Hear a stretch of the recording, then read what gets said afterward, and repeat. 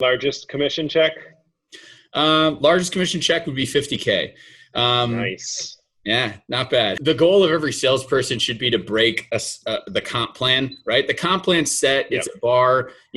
A great BD person comes around, they jump 5 feet over that bar, right? Do you expect 150, 200, 300 grand on a single commission check? Probably not, because most companies will cap you. But still, the fact that you're even talking 50K over a month or over a quarter snapshot, that's significant money, and what some people in the Midwest make in a whole year. Hey guys, sorry I'm not floor gang today, but it's a professional video. This video is about getting started in software sales. Thank you for all the views and support on the video here that I made about making $150,000 a year selling software.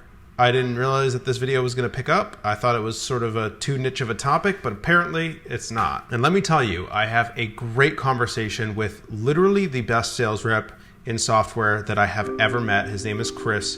The guy's an absolute, I guess the word people use to describe this is not my favorite word. The word people use to describe this ability to just pure innate ability to sell is he is a stud. I've worked with Chris personally for years. We've traveled together, we've sold together, we've closed together. He's a good friend of mine. And let me just tell you, Chris is talented. Listen to every word that this guy says. He has made the transition from selling B2B, but not software, not technology. And he found a way to convert that ability to sell B2B to selling technology and software. And let me tell you, there's a lot more money to be made there. And that's why he made the shift. And we talk about a lot of the numbers. So what could you even expect to earn, for example, selling software? Subscribe to the channel and let me know if you want more videos like this. I enjoy talking about things that I find interesting. This is my work that I do in real life. This is my day job work. I enjoy it. I enjoy talking about it. So let me know if there's an audience for videos like this. I will make more. Subscribe to the channel and leave comments with questions. Chris and I might make another video. With that, check out this awesome interview with Chris Schwager. Welcome to the world of YouTube. So, Chris, you're the best salesperson I've ever met, flat out. You and I worked together for the past year. I really enjoyed working with you. And for the purpose of this particular video, which is how to get started selling software, I really thought to you because both you're so skilled, but also you just entered into the world of software sales from sales in other verticals. So could you just give a quick intro as to who you are, where you started sales, where you ended up and how you ended up in software sales? Just give us the high level there. Yeah, absolutely. So, my name's Chris Schwager. I'm 29 years old. Graduated from IU University actually in 2012. So started my sales career as a sophomore. So I've been doing sales in the B2B space for roughly going on 10 years. But at the end of the day, initially started out actually selling B2B security solutions during college. And that's more or less kind of where I cut my teeth, learned basic sales skills, how to overcome objections, kind of things like that.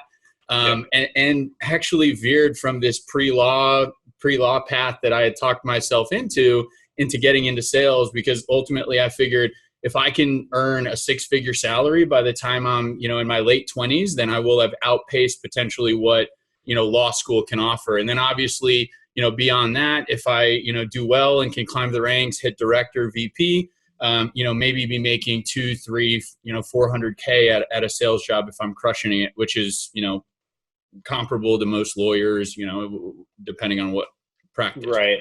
Yeah. On a good year. Yeah. So ultimately, that's kind of how I started off. And then, I moved out to California in 2015 for my first outside B2B sales job. What was that? What job was that? Yeah, I was working for Iovate Health Sciences. So they're the number one, nutraceutical manufacturer. So pre-workout, thermogenics, fat burners, things like that. They own the popular brand Hydroxycut, Muscle Tech, Xenadrin, those sorts of things. So basically, I was a kid fresh out of college.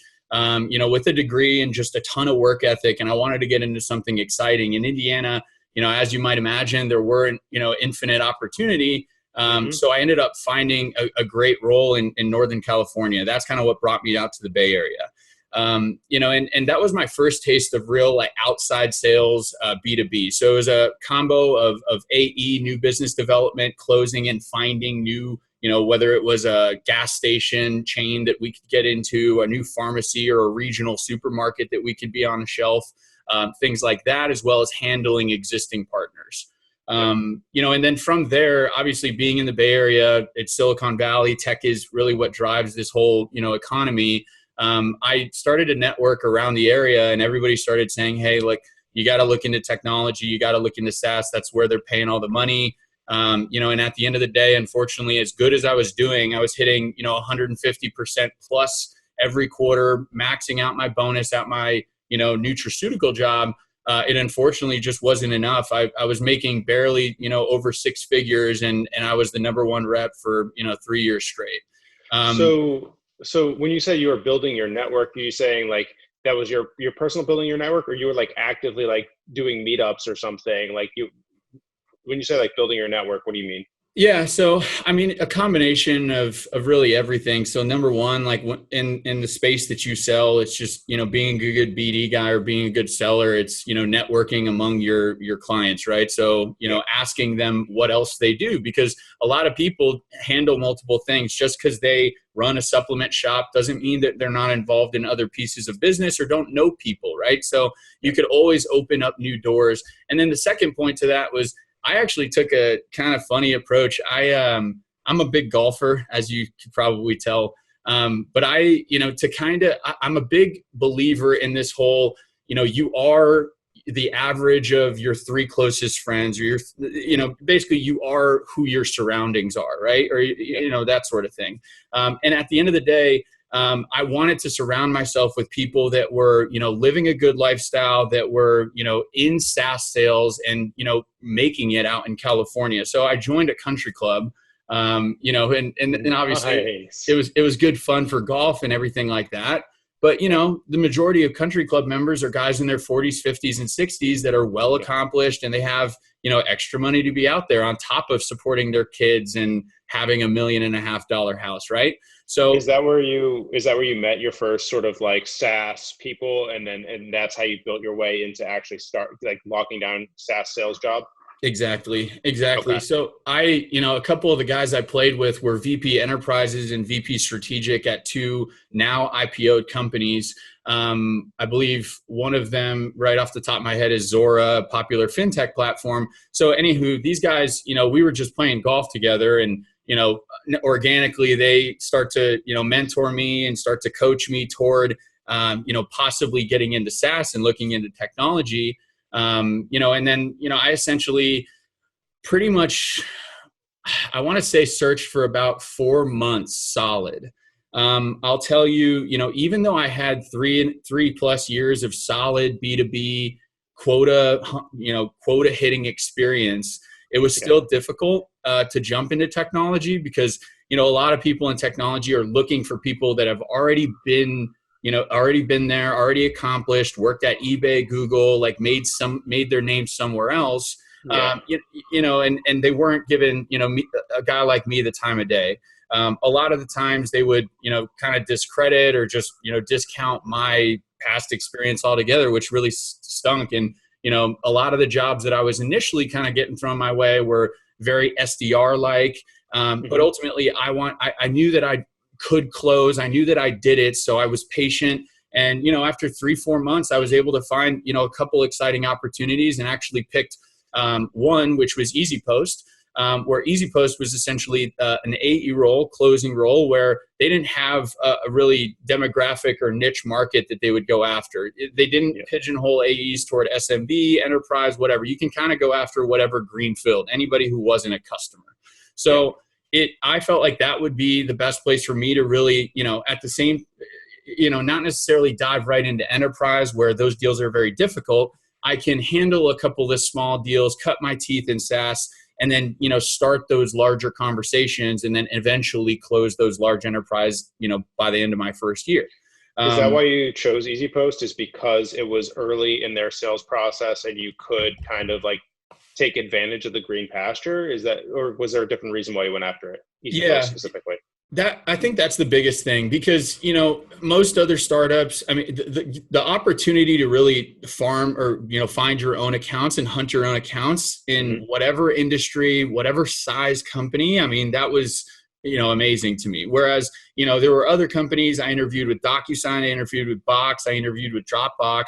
All of these companies were kind of pigeonholing you into just SMB, just emerging markets or whatever. And, at the end of the day, my past experience was handling strategic accounts in large enterprise. That's what I wanted to get back toward. And I felt like EasyPost was the, easiest way to get me there. And then from there also too, I really kind of saw the opportunity from a growth standpoint. They had large clients on board, but they didn't have any salespeople that closed those large clients. Like a lot of early startups, their largest clients actually organically found them via the developer community. So I saw a lot of opportunity at EasyPost specifically to be able to go in there, bring a handful of logos and really make a name for myself. That way the next, in 2-3 years time, fast forward, here we are, I'd be able to have, a rock solid resume and a great story to tell, of my progression path and how, I kind of came up in SaaS. So someone else watching this video just found it on YouTube.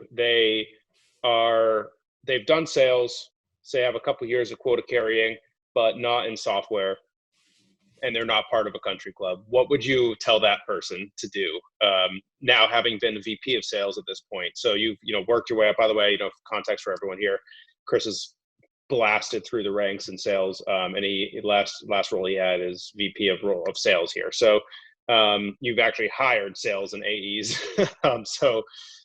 Knowing that, what do you look for, and how can someone make that transition these days, not necessarily having the country club angle?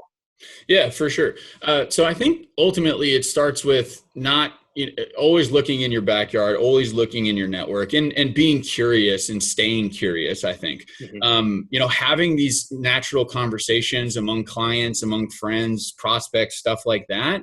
And really, it sounds weird, but just opening yourself up and saying, I'd love to get into technology, or I'm interested, or I'm curious, to learn more about technology.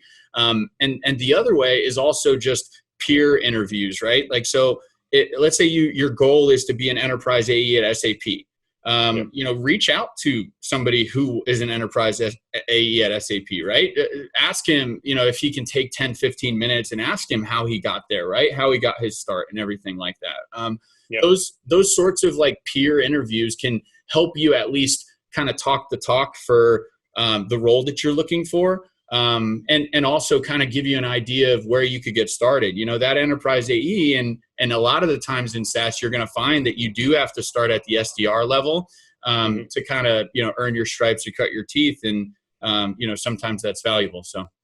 Yeah, you make a good point. The SDR entry point, you've seen it firsthand. I've seen it firsthand.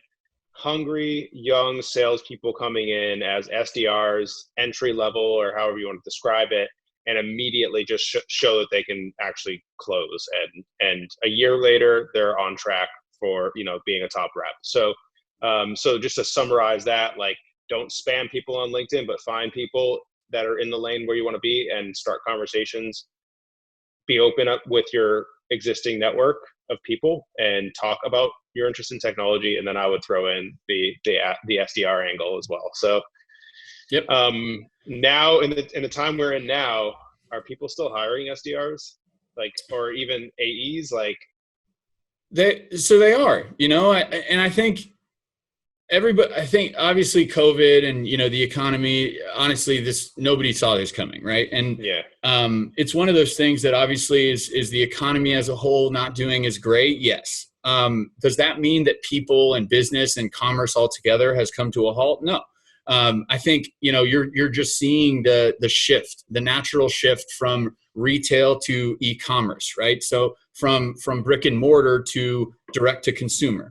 And, more so to that point, there are certain industries that are doing better than others, right? So it's paying attention to the trends and reading the tea leaves, if you will. ultimately I see the people that are doing well now, this is only going to continue. I see COVID as, something that's kind of accelerating trends in commerce and e-commerce in general. And is, let's just say it like this: e-commerce is the future, direct to consumer is the future. The companies that are embracing this and that have their, technology stack up to snuff, they're excelling. The ones that are, trying to do things the old fashioned way, they're the ones that are going to get left behind, the JCPenney's of the world. Gotcha. So obviously sales attracts a lot of different personalities, but one main thread that I've noticed is that it really does attract the personalities that want to be making a lot of money, right? The people who are driven by money, obviously it's a huge selling thing. So let's talk about it. Can you tell me a little more about what your earnings have looked like? What have your commissions looked like, your first commissions or your largest commissions? Can you just give us like a glimpse into what that's been in your experience? Yeah. So I'll just preface this by saying that, every SaaS company is different. There are some companies that, obviously quotas are all different. Some pay out per API event or per ping on their software. Some pay out on, a per deal or per logo basis or, whatever it is. But at the subscription. Subscription. Or revenue, right? But at the end of the day, like sales is sales. If you're driving revenue, you're bringing customers in the door, you're valuable to a company. Generally speaking, I think the biggest thing, while quotas are all made differently and companies all compensate differently, there are some fintech companies that, comp the hell out of their reps because they're extremely well funded. I think funding has the biggest thing to do with it. And then also too, I think product market fit, but every CEO is different. The biggest thing is that SaaS, instead of traditional commission bonuses and other, sales jobs are in the hundreds or thousands of dollars, SaaS is very comfortably in the tens of thousands of dollars for bonuses. I think the biggest thing and the biggest shock to me is that I was, earning these bonuses, monthly bonuses were about $1,000 to $3,000 a month at my last sports nutrition job. My quarterly bonuses were about $6,000 to $8,000. And if I ran the table, hit every month, hit every quarter, I made like $40K extra, right? That's pretty healthy. Nice. I felt good about it at that time. I fell into software. I got a, salary, close to six figures, and had upside to nearly reach 200. My first commission check was $16,000 and I'll never forget it. That's quite frankly, almost a year's worth of what I would make at my last job. So, the earning potential is definitely there. I think it just varies company to company. Largest commission check? Largest commission check would be $50K. Nice. Yeah, not bad. That's a good day when you I guess you look at your direct deposit most likely, and there's a big old 50K sitting there, more than you expected. That's right. I mean, that's healthy. And you'll find that obviously, like, the goal of every salesperson should be to break the comp plan, right? The comp plan's set, it's a bar. A great BD person comes around, they jump 5 feet over that bar, right? And that should be every seller's goal. And in sales, a lot of the times it can be a moving target like that. So, do you expect 150, 200, 300 grand on a single commission check? Probably not, because most companies will cap you. But still, the fact that you're even like talking 50K over a month or over a quarter snapshot, that's significant money, and what, some people in the Midwest make in a whole year. So, yeah. If people have questions for you, Chris, obviously, like I said, and this video is evidence that you know how to tell a story, you know how to sell. If people want to talk to you more about this, is there a place that they can reach you? Yeah, I mean, I'm super active on LinkedIn, and I think more so to that point, that's the biggest thing I really think in the future of selling, right? So email, for that matter, is kind of being overdone and overplayed in my opinion, and it's becoming very difficult to engage clients and consumers. So LinkedIn, I think, is the platform of the future for anybody listening. If your LinkedIn's not already polished and A1, I'd say, highly recommend that you get it there, because ultimately, that is the Facebook for these, high-level business executives, right?